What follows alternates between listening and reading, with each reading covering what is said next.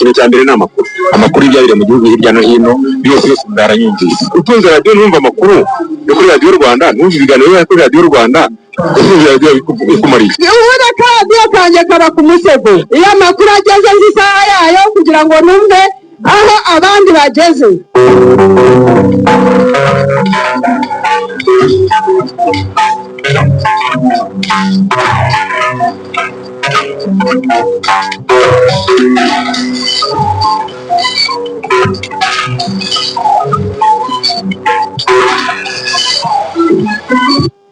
Baramutse abateze amatwi radiyo Rwanda muri saa 12 za mu gitondo, turi kuwa kane tariki 27 Kanama 2026. Twinjiye mu makuru ya mbere arambuye avugwa kuri uyu munsi, mukaba muzindukanye nanjye Jean Daniel Sindayigaya, kuri mikoro Jean Dorakurwa ari kubanga bw'ibyuma. Amakuru yacu agiye kubakira kuri izi ngingo z'ingenzi. Abayobozi mu nzego zitandukanye bitabiriye inama nyafurika ku guhindura imyumvire basabye urubyiruko kugira uruhare mu iterambere ry'uyu mugabane wa Afurika.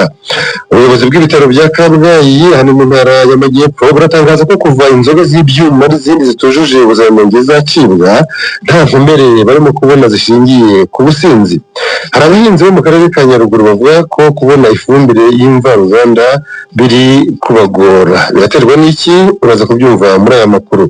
Mu nkuru ndende tubafitiye turaza kubabwira ko abasesengura imiturire n'ubwiyongere bw'abaturage basanga guverinoma ikwiye guha ingufu imyubakire y'inzu zigeretse kugira ngo igihugu kitazisanga ubutaka bwo guturaho bwarashize. Turaza no kunyarukira mu mahanga mu gihugu cya Cameroon. Abaturage baheze hagati yo kurambirwa no kwihangana mu gihe bagitegereje guverinoma nshya ugomba gushyirwaho n'umukambwe Paul Biya uri perezida w'icyo gihugu kuva mu 1982. Hanyuma muri siporo Olivier Tuyishimire uraza kugaruka kuki? Turagaruka ku mikino ya Ferwafa Super Cup igomba gutangira kuri wa kane saa 9. Ikipe ya Kiyovu na Mukura bagomba guhura mu gihe saa 12 n'igice Polisi n'ikipe ya Rayon Sport nabo baza gukina. Rayon Sport kandi imaze no gukoresha miliyoni 440 mu kugura abakinnyi, biteganyijwe kandi ko izakoresha ingengo y'imari ya miliyari 1 na miliyoni 800 muri uyu mwaka w'imikino. Hanyuma i Burayi turanyura muri shampiyona ya Espagne, tuze no kunyura muri UEFA Champions League. Amakipe yamaze kubona itike ariko hari nakinamo abanyarwanda. Turaza kugaruka muri aya makuru yacu. Hanyuma Salomo wishima mu myidagaduro turababwira ko nyuma yo gutandukana n'uwari umukunzi we undi akaba ari umugore bakundaniye muri Pologne, yemeje ko kuri ngo ari mu rukundo rushya yifashishije imbuga nkoranyambaga akaba aribwo yabigaragaje no mu gihe umuhanzi Element Ele ayoboye abandi bahanzi nyarwanda bumva cyane kuri Spotify mu buryo bwa buri kwezi. No mu gihe hanze y'u Rwanda tubabwira ko umuraperi Jay-Z yagiye kugaragara muri filime Imbarankuru mu gice cya 8 kizanyura kuri HBO Max kiswe Jay-Z in 8. Reka rero mbasabe namwe gutanga ibitekerezo muri aya makuru n'ibyohereza. Tanga ibitekerezo muri aya makuru ku butumwa bugufi SMS andika Rwanda usiga umwanya wandika ubutumwa ubwohereze kuri 5074.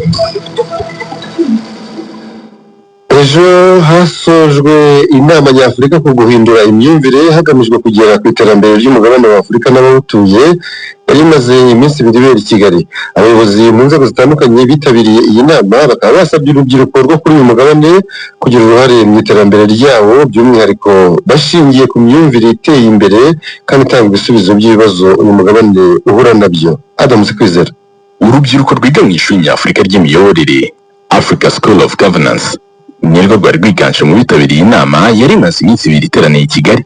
Bamwe muri uru rubyiruko basanga ibiganiro bigaruka ku myumvire Afurika ikwiye kugira mu iterambere bitagomba kujya kure y'imyumvire y'abaturage, ari nabo ba mbere bakwiye kugira uruhare mu bibakorerwa. Umuntu yikorera ikintu ari icye abikora mu buryo butandukanye, abikora bishizeho umutima. Rero iyo umuntu akora ibintu nk'aho ari ibyiwe mu by'ukuri atekereza ibikorwa akora ingaruka bigiraho abantu muri rusange muri societe.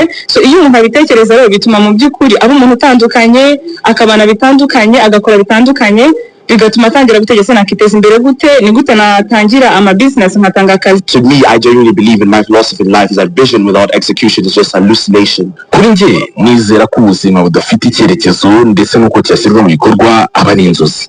ibihugu byinshi bya Afurika ndetse n'abaturage babyo bagize izo nzozi igihe kinini gihagije aho gushyira mu ngiro ibikorwa bya Afurika ikeneye.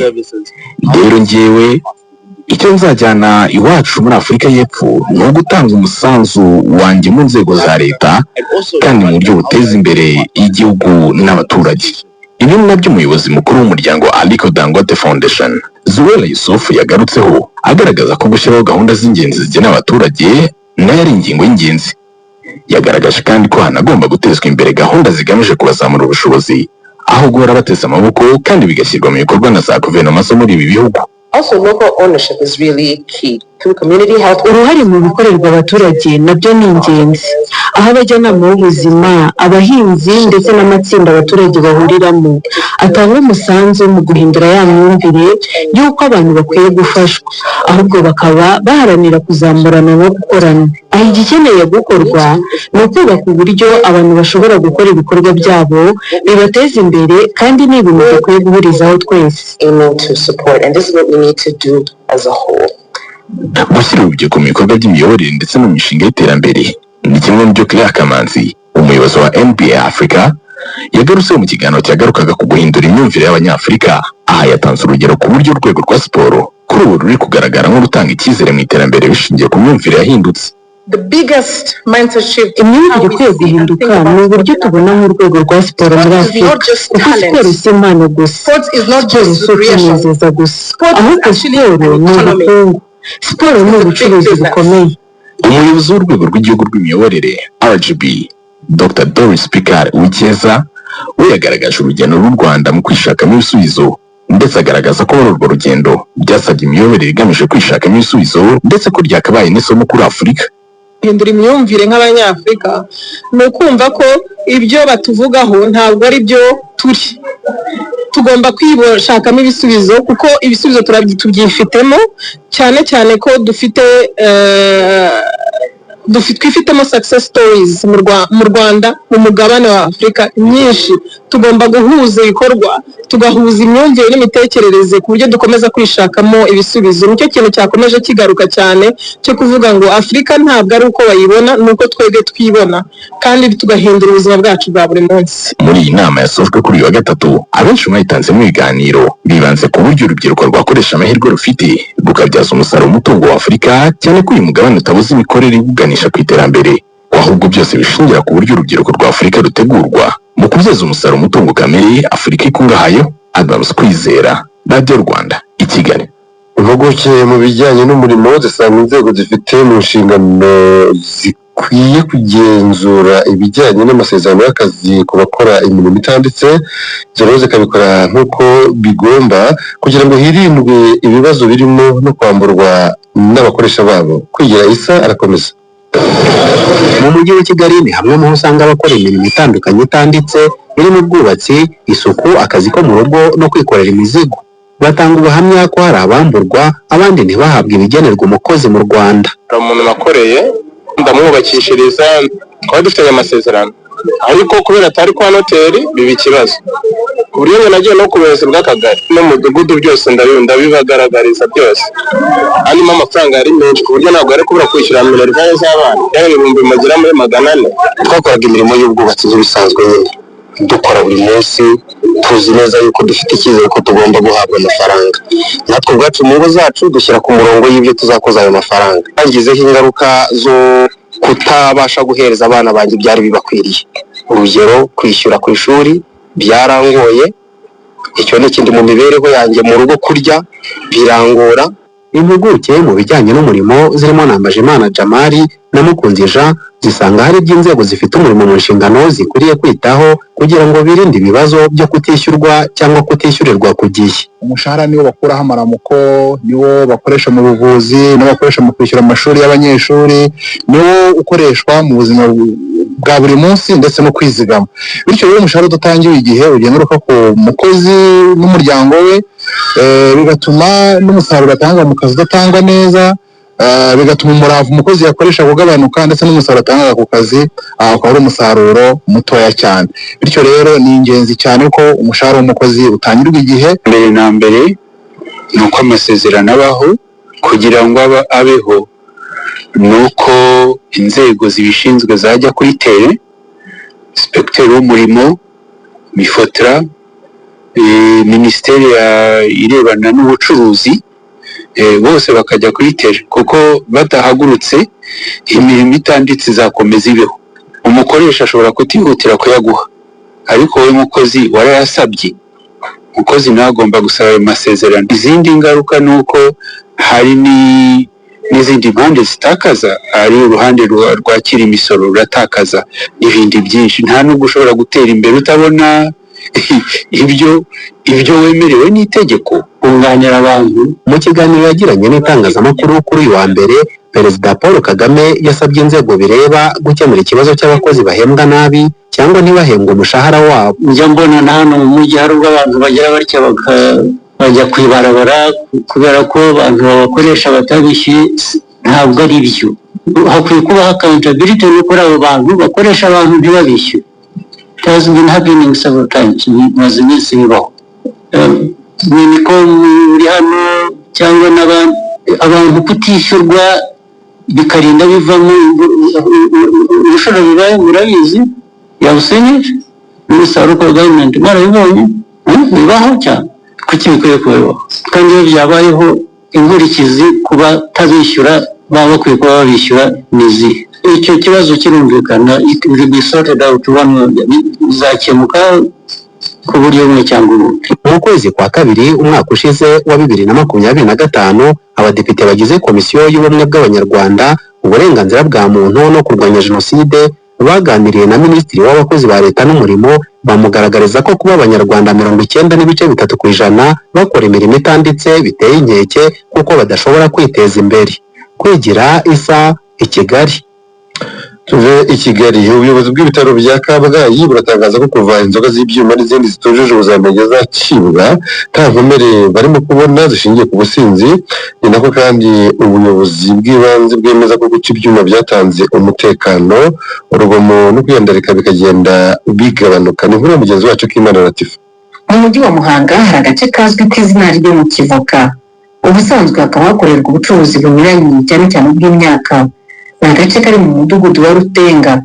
Mu masaha y'umugoroba ngo harangwaga n'umutekano muke kubera ibyuma, ariko kuri ubu siko bimeze nk'uko Maniraguha Jean Marie Vianney umukuru w'umudugudu wa Rutenga mu kagari ka Gahogo abisobanura. Mu by'ukuri umusaruro ujyanye no kuba ziriya nzoga zitujuje ubuziranenge zarakuwe ku isoko ry'u Rwanda uragaragara cyane, kuko nk'aha duhagaze nko mu kwezi gushize cyangwa amezi abiri wasangaga hari abasinzi benshi, abantu barwana n'inzoga, amasaha nk'aya nahoze ndi kumwe n'irondo turimo turwana n'abasinzi, ariko ngira ngo nawe amaso araguha, ubu ngubu bameze neza. Movement tubona ni abaturage bava mu gukora business bataba bajya mu ngo zabo, nta musinzi tukibona, nta rusaku, nta makimbirane yo mu ngo. Usangaga buri kanya abaturage bahamagara, abagore n'abagabo barwanye, ariko mu by'ukuri ubu tuba tuje tumeze neza. Mu by'ukuri turashimira nyakubahwa Perezida wa Repubulika ku ineza ahora atekerereza abanyarwanda. Bamwe mu banywaga ibyuma nabo bavuga ko kubica byatumye basubiza ubwenge ku gihe. Bose kuba ibyuma barabiciye byagize umumaro.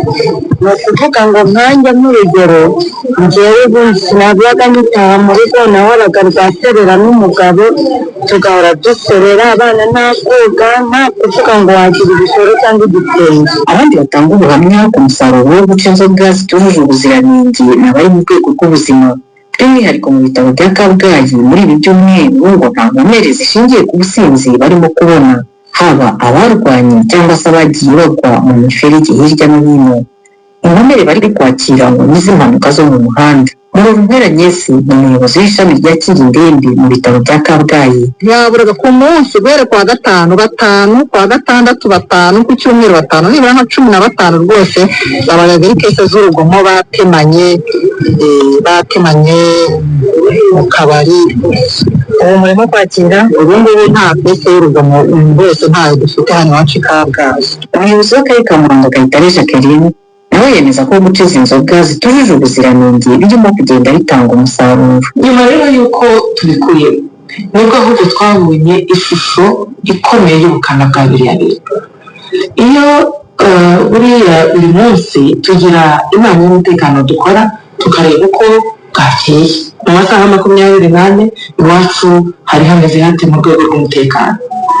Ibintu bikomeye ntabwo twashoboraga kubona tudafite ibyaha birenga 50 ku munsi. Ibibazo byabaye birenga 50 byahungabanyije umutekano, ariko noneho twasesengura inkomoko cyangwa se impamvu zateye ibyo, ugasanga abafata cyane biriya binyobwa bitujuje ubuziranenge nibo bagaragara mu gukubita no gukomeretsa, nibo bagaragaye mu makimbirane mu muryango, cyane ibintu bikomeye. Ariko ubu ngubu yego ntabwo twavuga ngo abantu bari ibyaha byarangiye, ariko mu by'ukuri iminsi 3 irashira ahantu hose ari amahoro. Mu karere ka Muhanga kimwe mu tundi turere hagiye hafatwa inzoga zitujuje ubuziranenge ziganjemo iz'ibyuma.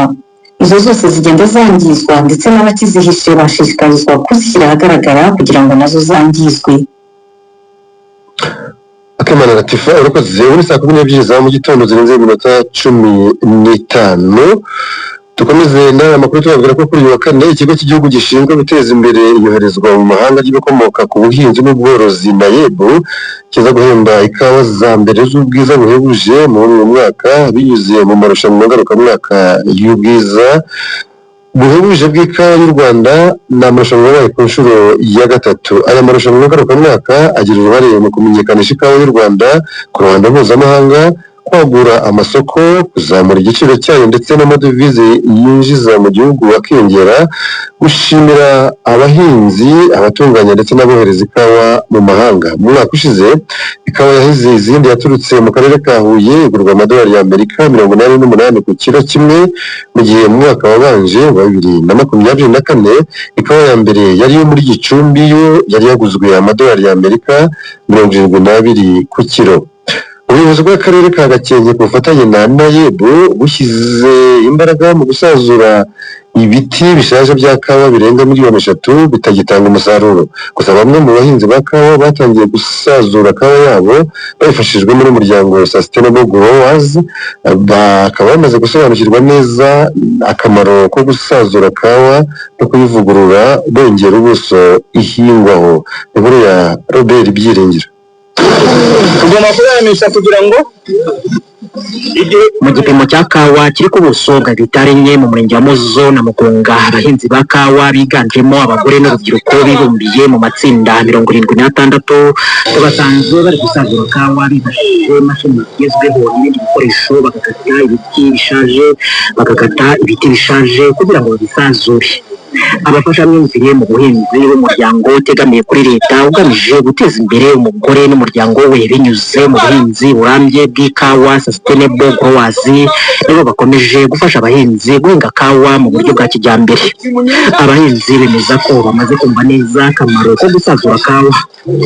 Dusanze hano turi gusazura igihingwa cya kawa, ariko turashimira ubuyobozi Sustainable Growers yaje gufatanya natwe nk'abahinzi, cyane izaje gufatanya natwe abagore ndetse n'abategarugori n'abari, kugira ngo tugire uruhare rwo gukora ku gihingwa cya kawa.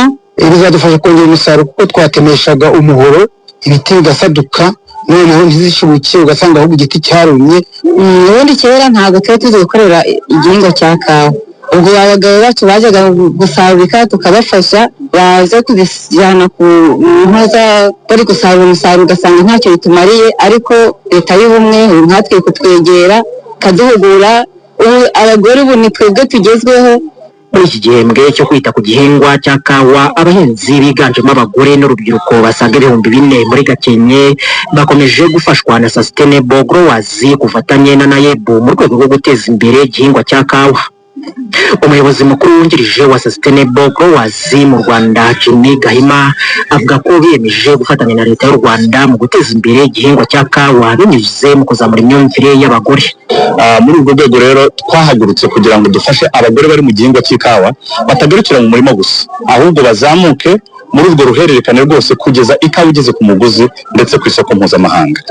Dufatanyije na NAEB cyangwa se dukurikije ingamba za leta, nuko dushishikariza abahinzi gusazura ibiti by'ikawa kugira ngo batere ibiti bishya, basazure n'ibiti bishaje kugira ngo umusaruro ushobore kwiyongera n'ubwiza buhangana n'izindi kawa ku isoko mpuzamahanga bushobore kugaragara.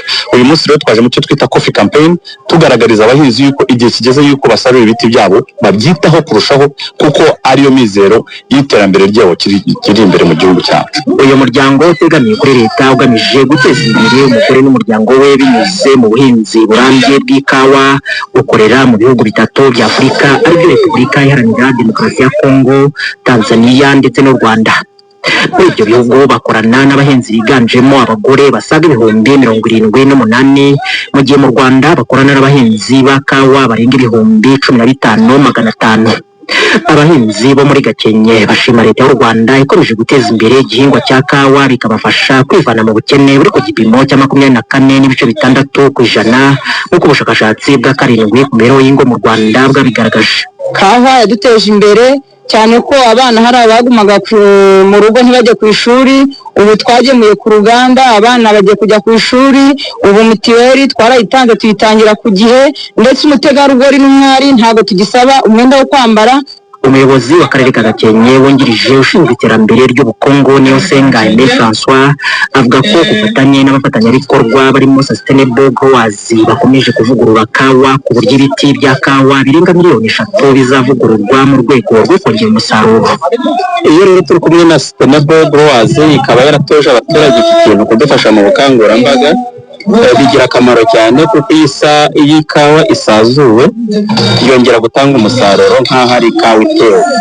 Turasaba rero abahinzi ba kawa kubigira ibyabo kugira ngo buri muntu wese adategereje umuyobozi cyangwa adategereje umufatanyabikorwa. Ubuyobozi bw'akarere ka Gakenke bufatanye n'abafatanyabikorwa bavuga ko mu mwaka wa 2026-2027 bakomeje gutubura ingemwe za kawa 2,300,000 bizifashishwa mu gukomeza gusazura kawa no kongera ubuso bwa kawa muri aka karere ka Gakenke. Aka karere gafite intego ko muri 2029 hazaba haravuguruwe kawa ku buso bwa hegitari zisaga 1,000. Robert Byiringiro mu karere ka Gakenke. Twashyize mu karere ka Nyaruguru aho hari abahinzi bo muri aka karere bavuga ko kubona ifumbire y'imvaruganda biri kubagora kubwo kutibona muri sisiteme basanzwe bayiguriramo, aho by'umwihariko ku bahinga kare nk'abahinzi b'ibirayi bagaragaza ko bakererewe gufumbira imirima yabo kugira ngo babashe guhingira ku gihe muri iki gihembwe cy'ihinga cya 2027. Janine Ndayizeye. Abahinzi b'ibirayi bo mu murenge wa Nyamata imirima bamaze kwitegura biteguye itera. Ubusanzwe ubu ngo babaga baratangiye gutera iby'igihembwe cy'inga cya 2027 gusa ngo bafite ikibazo cyo kubona ifumbire kubw'ibibazo bigaragara muri system basanzwe baguriramo ifumbire ku buryo hari abajya kuyigura bariyandikishije ntibayibone.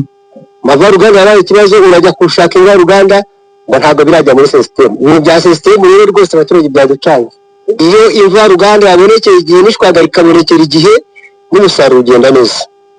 Uko nguko nimba uri umugore n'umugabo mwaranasezeranye, urabona icyangombwa cy'ubutaka igihe gisohoka kiriho amazina abiri, ariko hakabanza hirya umugore hejuru, wowe ukajya gutumiza invaruganda uri umugabo. Iyo nvaruganda ngo ntabwo bakwemereza nk'uko wakagombye kubona invaruganda yo guhinga ku cyangombwa cy'ubutaka. Rero twaraciye mu rukiko, ahubwo leta yagiye ibireba ikabona ko umugabo n'umugore baciye mu rukiko baje ku cyangombwa kimwe cy'ubutaka kandi biri mu nshingano z'uko n'ubundi ubutaka bwabo ari bumwe, ahubwo bakajya batwemereza rwose tukabona invaruganda. Hano nk'ufite ikibazo pe, mfite n'intabigeza kuri A7 nayo turi gutera ibirayi, wowe wanje kwaka icyangombwa kimbariho n'umugabo wanjye baramubwira ngo nta mvaruganda bagomba kumpa ngo izina ry'umugabo niryo riri imbere. Ndababwira ati none se ko twaciye bijiko n'umugabo akaba 50 ni kuki mutanga invaruganda ngo system ngo yazamuye izina mugabo, ndetse niba tuhinga twese ngo akaba nta nuhaka kanya yagiye guhaha iyo ntabire yanjye izaguma ngo ntibishoboka ngo ni kumutuma tuba mu kwa 8 pe hano yanga mu rugo tuba twateye ibirayi tugatera tukarangiza tugaza tufatira guhinga ibigori n'ibishyimbo. None invaruganda yatoye ikibazo niba ntabiranye pfunze ukwezi sindayitera. Uretse abahura n'ibibazo bya system n'abibona ku rutonde rw'abahabwa ifumbire bagaragaza ko babona nke ugereranyije n'iyo basabye. Aba bahinzi bifuza ko ibi bibazo by'ifumbire byakemuka bakabasha guhingira igihe, cyane ko kudahingira igihe bigira ingaruka zitari nziza ku musaruro. ubwo nakuteguza sezo gute kandi nta mvaruganda tubona twarayibuze. Twebwe ubundi igihe cyose hano tuba turimo duhinga mu nzira turahinga ntabwo tujya twicara, iyo twayibonye tugomba tugahinga noneho umusaruro ukaboneka. Ariko nk'ubu igihe kingana uyu munsi wa none n'ubu ngubu abahinzi benshi nabo bari kubona nicyo kibazo dufite. Icyo twifuza ni uko twabona imvaruganda tugahinga. Amashwagara rero tuyabuze turayabona n'ubu kwanza amashwagara ahari, ariko ikibazo cy'imvaruganda nicyo kitubangamiye kuba noneho igihe yonje uyu munsi wa none yenda tuvugane igenda hatisha kwanaka iwawe, namara kwatisha habona umusaruro. None murabona ibyangombwa birebire niba naberega ibiro 50 natije kwanaka ubuse nakanaza ko nawe ari mahinga urumva ganda kuri cyangombwa ikengwa kimwe. Umuyobozi w'akarere ka Nyaruguru Murwanashyaka Emmanuel aragaruka ku ngamba bafite mu gufasha abaturage kubonera igisubizo iki kibazo. Gusa icyo tureba nuko duhuza abo bantu bari ku cyangombwa tukabahuza n'abagorodira kugira ngo noneho umwe muri bashobore kurangura kandi abone ifumbire bijyanye n'ubuso buri icyo ku cyangombwa. Uvuga ngo ikibazo kigaragaye nibwo tugikemura. Wenda ntabwo nibuka imibare yabo. Mu kurushaho kongera umusaruro uva mu buhinzi, Leta y'u Rwanda yashyizeho ingamba zitandukanye zirimo gukoresha ifumbire y'imvaruganda n'imborera ikava ku biro 70 kuri hegitari yakoreshwaga ikagera ku biro 95 kuri hegitari mu mwaka wa 2029. Charine Ndayizeye mu karere ka Nyaruguru. Tugiye muri nkuru ndende Mabarari kivuga ko basesengura imiturire n'ubwiyongere bw'abaturage basanga guverinoma ikwiye guha ingufu imyubakire y'inzu zigeretse kugira ngo igihugu kitazisanga ubutaka bwo guturaho bwarashize hakiriye abagikeneye amacumbi cyane cyane ab'amikoro make. Calixte Kaberuka yabivuye imuzigo. Hirya no hino mu gihugu amagorofa yaba yo guturamo cyangwa ay'ubucuruzi arazamuka uko bwije ndetse n'uko bukeye. Uyu muvuduko w'imyubakire urimo kugaragara cyane cyane mu mijyi ndetse no mu nkengero zayo. Urugero mu karere ka Bugesera, mu murenge wa Nyamata ndetse no mu mirenge y'akarere ka Kamonyi abahatuye barabigarukaho. Site ya Kabasanza igizwe n'imidugudu 4 Uwabimba, Nyagatare, Rukaragata n'umudugudu wa Kabasanza ubwawo uwavuyemo ibibanza bigera mu 2500. 2500 ugiye kureba uburyo urumva ni site ngari ugereranyije n'iyo midugudu kwingana, ariko tutirengeje ko baramo n'ibice by'ubuhinzi n'amashyamba. Rero ibyo bibanza byavuyemo byari bibanza ubona yuko ukurikije mbere uko hari hameze mu mwaka wa 2020 ubona ko ni ibibanza mu by'ukuri ubona ko wavuga biraciriritse birahendutse. Icyo gihe dutangira ikihenze cyari nko kuri miliyoni 4, ariko kiri ahantu heza umuntu uzi centre gihara wenda yabyumva hafi hari muri centre. Ariko uyu munsi ushaka ikibanza hari muri ya centre ntabwo wakibona neza miliyoni 25. Urumva ko mu by'ukuri hari impinduka zigaragara kandi zifatika zishingiye ku itunganya rya site. Abantu barimo batura inaha nabagenda bimurwa muri Kigali n'abandi baturuka mu bindi bice bitandukanye. Uko umubare w'abashaka kubaka urushaho kwiyongera, hari aho biba ngombwa ko uturere twongera site z'imiturire, ndetse ngo igenamigambi ibi bisaba hari aho rirenga ubushobozi bw'uturere, kuko umuyobozi w'akarere ka Kamonyi wungirije ushinzwe iterambere ry'ubukungu Ninjya Uziel abisobanura. Hari amasite twatangiye 2019 agera kuri 18. Ayo masite yarakozwe ararangira, abantu babona imihanda igera kuri buri kibanza. Uyu munsi wa none amasite yararangiye, abantu baratuye. Uyu munsi wa none kubera ko twabonye ko byagize umumaro, hari site 12 nazo twatangiye. Imbogamizi za mbere nuko mu kubahiriza igishushanyo mbonera mu bwiyongere bw'abaturage butajyanye n'ubushobozi mu buryo bw'ingengo y'imari, aho usanga ibikorwa remezo babikeneye ari byinshi cyane cyane nk'imihanda, ukabona ntiturabasha kuyikora igezweho ya kaburimbo. Umwarimu muri Kaminuza y'u Rwanda akaba n'inzobere mu by'ibarurishamibare ry'abaturage n'iterambere, Dr. Ignace Kabano asobanura ko mu gihe imyubakire yakomeza kurushaho kwiyongera ngo hatagize igikorwa byagira ingaruka ku mikoreshereze y'ubutaka cyane cyane ubwagenewe ibindi bikorwa. Ubwiyongere bw'abaturage bukomeje imiturire ntiyitabweho gukurikiranwa hafi byaba ikibazo ku butaka buhingwa cyangwa bukorwa bugenewe no gukorwaho ibindi bikorwa kuko mu byagenewe harimo n'ubukerarugendo. Gusa mu rwego rwo gukemura iki kibazo leta y'u Rwanda igenda yubakira inzu zigeretse abimurwa mu miturire y'akajagari. Urugero rw'uburyo iyi miturire irondereza ubutaka mu mudugudu wa Mpazi mu karere ka Nyarugenge watujwemo imiryango isaga 600 nyamara wubatswe ku buso bwari butuyeho imiryango 120 gusa. Umunsi badusenyera byari amarira nawe urabyumva, ariko uyu munsi twakiriye inzu ni ibyishimo. Rero turashimira leta y'ubumwe cyane izirikana abaturage. Hari ibintu byose, hari umutekano, hari baduhaye amazi, badushyiramo amazi, umuriro, gaze, ese muri makeya nta hantu hameze neza rwose.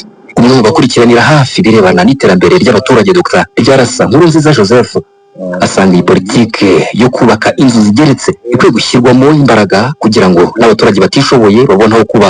Politike ni nziza kubera ko nibura yatumye abantu bava mu kajagari aho bakajya mu mazu meza, ariko noneho bikwiye kuvugurura kugira ngo ijyane n'uko imiryango imeze n'igihe tugezemo n'aho igihugu gishaka kugana. Imibare y'ikigo cy'igihugu gishinzwe ubutaka mu Rwanda igaragaza ko uturere dutanga ibyangombwa byo kubaka habugenewe ku gipimo cya 90%, ariko n'ubundi umuyobozi mukuru wacyo Nishimwe Grace agaragaza ko hakirimo ibibazo by'ubucucike bw'inzu zubakwa. Ariko wajya kureba uko abanyarwanda bubaka bacucitse ugasanga biracyari kuri 38.8%. Navuga ngo nubwo abanyarwanda bahabwa ibyangombwa byo kubaka, ariko ahanini ntabwo bubaka bakurikije bwa bucucike bwateganyijwe.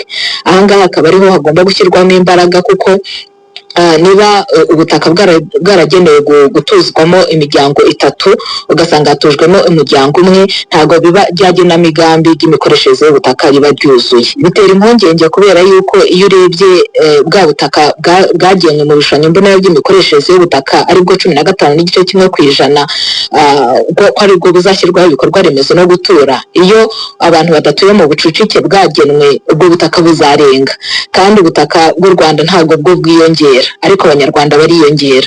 Rero ahangaha nuko dukomeza gukorana ari inzego zishinzwe imyubakire ari n'abaturage ubwabo abatunze ubutaka mu Rwanda kugira ngo bubahirize ubucucike bwagiye bugenwa.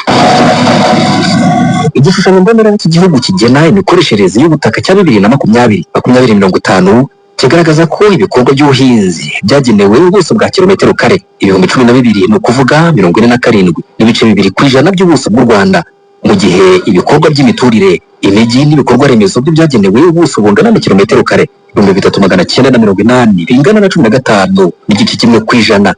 Kadixte Kaberuka mu mujyi wa Kigali.